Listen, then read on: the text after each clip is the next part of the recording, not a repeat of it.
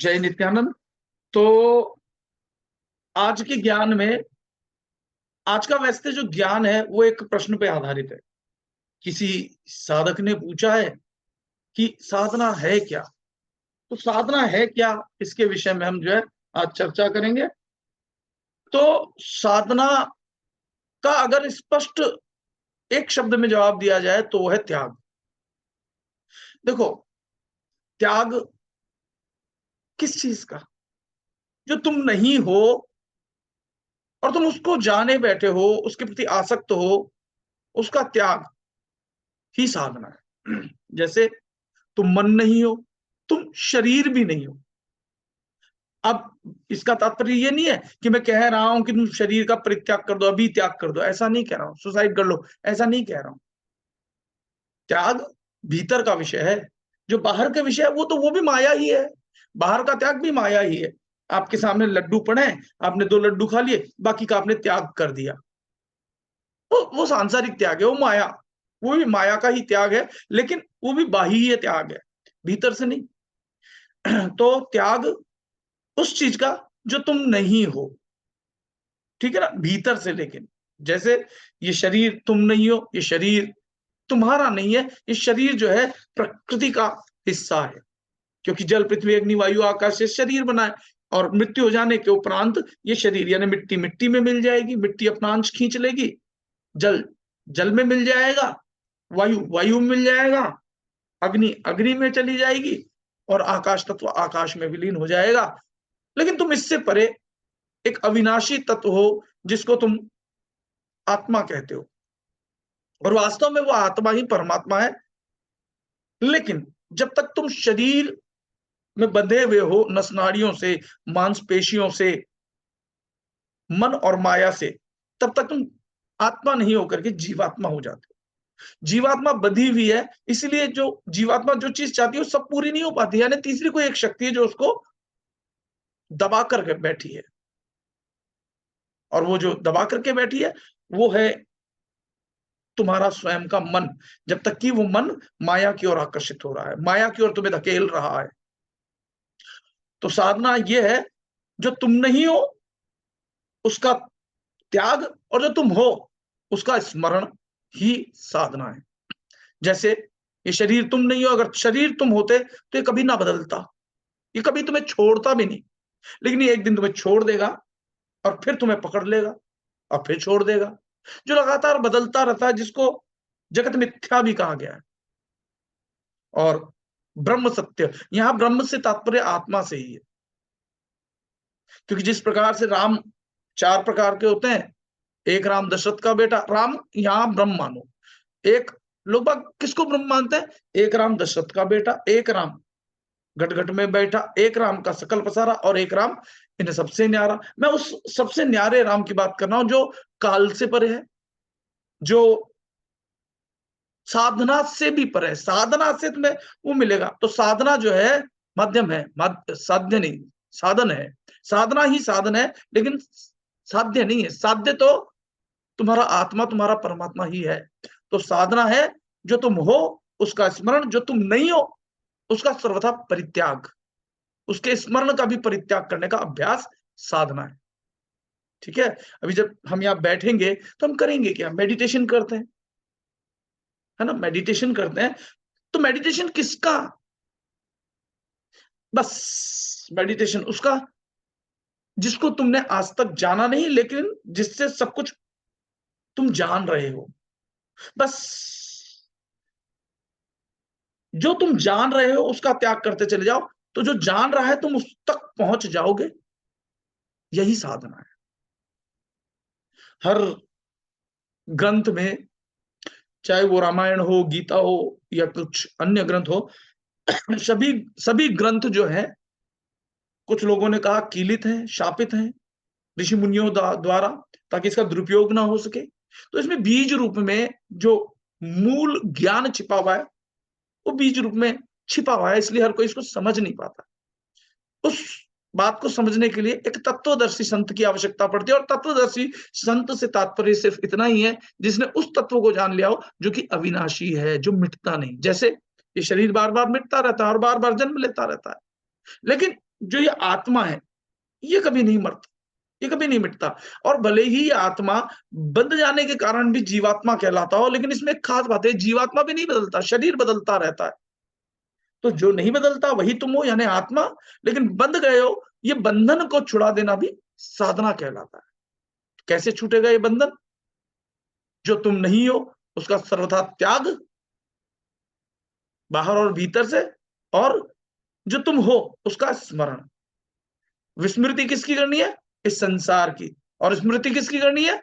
इस आत्मा की, इस चैतन्य की, इस अस्तित्व की। हम करते क्या है? संसार का स्मरण करते रहते हैं। ये मेरा बेटा, ये मेरी बेटी, ये धन, ये दौलत, ये पैसा, ये रुपया, ये गाड़ी, ये बंगला, ये मेरा चाचा, ये मेरा ताऊ, ये मेरा बेटा। इस चीज का स्मरण करते रहते हैं। और जो वास्तव में ये सब तुम्हें छोड़ जाएंगे, या तुम इन्हें छोड़ दोगे। और जो तुम्हें कभी नहीं छोड़ता, जब ये शरीर नहीं था तब भी तुम तो थे, यानी आत्म स्वरूप में थे। और ये शरीर धारण करने के बाद भी तुम हो, क्योंकि तुम हो इसीलिए इस शरीर के भीतर की भूख, प्यास, नींद सब महसूस कर पा रहे। और जब इस शरीर के भीतर से जो सब कुछ महसूस करने वाला था वो निकल गया, वो तो रहेगा, लेकिन इस शरीर जो है अब धीरे धीरे सड़ना शुरू हो जाएगा। खत्म होने के बाद तुरंत ही मिट्टी में मिलना शुरू हो जाएगा, जल जल में मिलना शुरू हो जाएगा, अग्नि अग्नि में मिलना शुरू हो जाएगी, वायु वायु में मिलना शुरू हो जाएगा। जब तक जो इसका मूल तत्व है, जो तुम हो, वो था, तब तक तुम इसको बैलेंस कर पा रहे थे, क्योंकि तुम स्वयं ही चेतना हो, आत्मा हो। इस पृथ्वी तत्व को पृथ्वी से कनेक्ट कर पा रहे थे, भोजन के द्वारा शरीर चला रहे थे।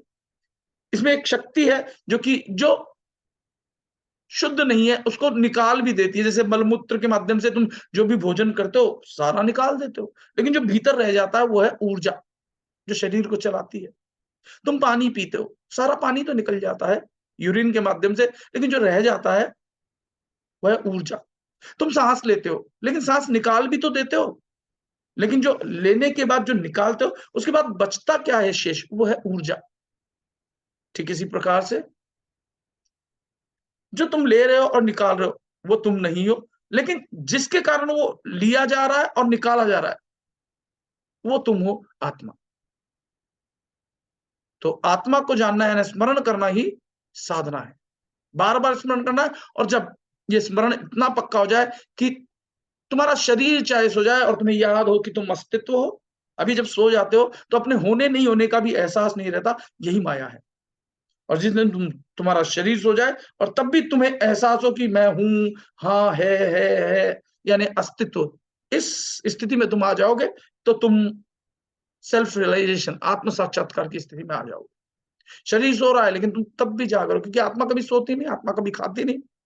तुम्हारे शरीर को भोजन मिले ना मिले तुम तब भी मस्त हो, यानी तुम आत्म स्थिति में हो। तुम्हें कोई गधा कह दे तो कोई फर्क नहीं पड़ता, तुम्हें कोई राजा कह दे तो कोई फर्क नहीं पड़ता, लेकिन अभी तुम परिस्थिति में, क्योंकि तीन स्थितियां होती है, एक है परिस्थिति, एक है मनस्थिति, एक है आत्मस्थिति। परिस्थिति में दूसरे के हाथ में रिमोट होता है तुम्हारा, कि तुम्हें नाराज करना है तो गधे बोलते ही तुम नाराज, और तुम कितने खूबसूरत हो बोलते तुम फूल के कुप्पा, यानी उसके हाथ में रिमोट है तुम्हारा। ये होती है परिस्थिति। दूसरा था मनस्थिति। आप दूसरे की सुनने कहने से तो आप प्रभावित नहीं हो रहे, लेकिन मन भीतर से आपको डरा रहा है तो आप डर रहे हो, मन हंसा रहा है तो आप हंस रहे हो। आपने देखा होगा कई लोग जो अपने आप में हंसने लग जाते हैं, अपने आप में रोने लग जाते हैं, वो मनस्थिति में। और तीसरी स्थिति है सर्वश्रेष्ठ स्थिति, जो कि तुम्हारी वास्तविक स्थिति है, वो है सच्चिदानंद, यानी तुम्हारी आत्मा के भीतर जो गुण है, जो तत्व है, जो उसकी क्वालिटीज है। क्योंकि हर वस्तु की एक क्वालिटी है। अभी मैं इसको वस्तु करके इंगित कर रहा हूं, पर आत्मा इन सबसे ऊपर है। तो आत्मा में एक खास बात होती है जो कि सत्य चित्त आनंद। ये आत्मा सत्य है क्योंकि बदलती नहीं। चित्त यानी ये खाली है, इसने कुछ संजोया ही नहीं संसार से, जैसी थी वैसी ही है, यानी बदलाव नहीं हो रहा। चित्त और आनंद, जैसे संसार में जब तुम होते हो तो सुख है तो दुख निश्चित आएगा ही, लाभ है तो हानि होगी ही, आज कोई मित्र है तो वही शत्रु बनेगा ही। ये बदलाव जो लगातार हो रहा है ये असत्य है, और आत्मा सत्य है, ये कभी नहीं बदलती। जो लगातार आनंद, यानी जो सुख की स्थिति है, फिर दुख नहीं आवे, सुख सुख सुख सुख, तो इसको कहते हैं आनंद। तो यही तुम्हारे आत्मा की वास्तविक स्थिति है सच्चित आनंद, इसको तुम पूरा कहते हो सच्चिदानंद। तो सच्चिदानंद में ही स्मरण बना रहे, ये स्मरण ही साधना कहलाती है। और जो हम साधना करते हैं रोज थोड़ी थोड़ी, वो खंडित है। जिस दिन ये खंडित ना होकर के अखंड हो जाए, समरस हो जाए, उस दिन तुम उस साधना की भी आवश्यकता नहीं पड़ेगी, क्योंकि अब तुम्हें साध्य मिल गया। उस नाम को जपने की आवश्यकता नहीं पड़ेगी, क्योंकि अब तुम्हें नाम ही मिल गया। उस मार्ग की आवश्यकता नहीं पड़ेगी जिस पे चलकर तुम मंजिल को पा सकते हो, क्योंकि अब मार्ग की आवश्यकता नहीं, अब तुम्हें मंजिल मिल गई। तो बस यही साधना है जो मैंने आपको बीच में समझाने का प्रयास किया। अब आप समझो ना समझो, ये भी आपकी चेतना पर निर्भर करता है। और चेतना को बढ़ाने के लिए हम सब लोग, यहाँ काफी सारे लोग बैठे हुए हैं। यूट्यूब पे जब मैं ये वीडियो डालूंगा तो वहां नहीं दिखाई देगा, क्योंकि इस पर स्क्रीन पर मैं बाबा जी को ही आगे रखता हूँ। तो अगर आप वास्तव में आगे बढ़ना चाहते हो, साधना करना चाहते हो, तो एक दिन सत्संग सुनने से या एक दिन साधना करने से आप साध्य को नहीं प्राप्त कर सकते। Rome was not built in a day. Rome एक दिन में नहीं बना था, मकान भी एक दिन में नहीं बनता है। तो साधना एक सतत प्रक्रिया है, तब तक जब तक कि तुम साध्य को न जान जाओ। तो यही प्रश्न जो किसी का था साधक का, वो मैंने जो है बता दिया है। अब वो इस बात को समझ जाएं तो हो सकता है वो आगे जो है साधना करें और उनका आत्मकल्याण हो जाए। तो धन्यवाद। जय नित्यानंद। नमः शिवाय।